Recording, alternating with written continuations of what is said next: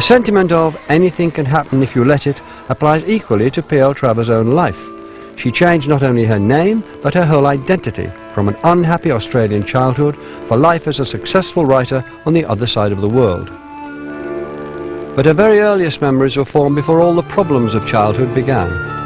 That brief period when life was magic for the infant Helen Gough was spent in the small but prosperous Queensland town of Maryborough. The Gough family lived in that grand old building across the road. They would have lived upstairs in the employers' quarters. The servants would have lived in these quarters, I suppose, down here. So they were quite grand people in those days. The nanny or a mother would have taken a walking each day down in the park. It would have just been magic to remember that. It would have stayed in her imagination all her life. The home is the world that is to do with real life and real pain, and the park is to do with fantasy and imagination and pleasure.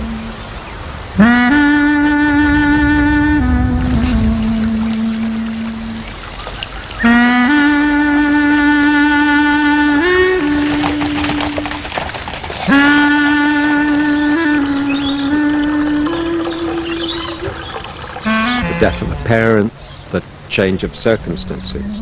She felt herself to have been cast out of the Garden of Eden. Well, that's a very, very good training for a writer. I feel that the childhood I speak of really is the theme of myth and fairy tale, and if you like, that odd character Mary Poppins. Living in Australia among people and a culture that just didn't beguile her was not the childhood she wanted to have had. And so she made another childhood for herself in Cherry Tree Lane.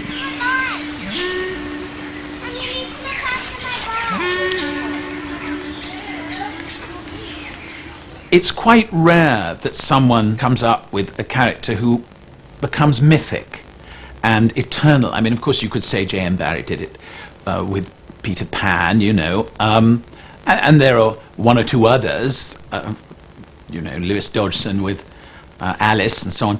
But I mean, I think Travers is up there with them. Obviously, she would have preferred to be known as, you know, wonderful academic writing about crustaceans in the Galapagos, but that wasn't to be. She had to make a living. She had a kindness, she had a sort of inner glow about her. And she really was a wise woman. I could tell that if she had lived whilst I got it on the stage, any notes that I give the director and choreographer would be nothing compared with the notes she'd give me.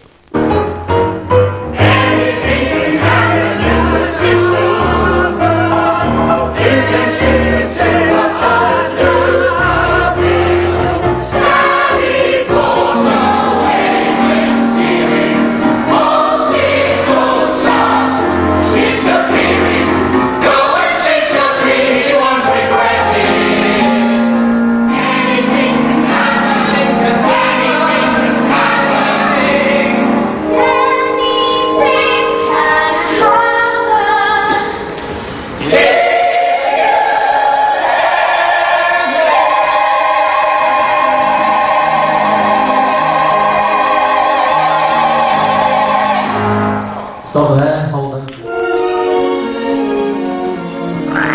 That's gratitude for you. Didn't even say goodbye. Close your mouth, we are not a codfish. Close your mouth, please, Michael. We are not a codfish. Are you suggesting that a respectable person like my uncle would be bobbing and bouncing on the ceiling? You made that up. I never explain anything. First of all, I would like to make one thing quite clear. Yes? I never explain anything. Don't hug me. I'm not a sardine in a tin. Our first game is called Well Begun is Half Done. I don't like the sound of that. Well begun is half done. I use that quite a lot.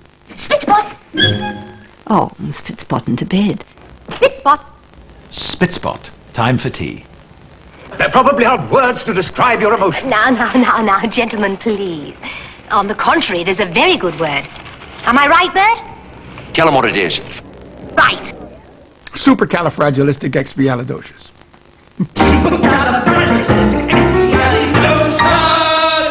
Docious-Alli-Expialidocious. Supercalifragilisticexpialidocious.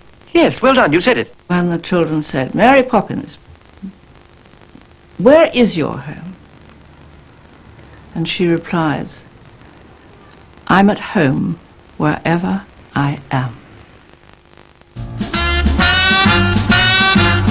Just a spoonful of sugar helps the medicine go down. The medicine go down. Medicine go down. Just a spoonful of sugar helps the medicine go down. In Free theatre.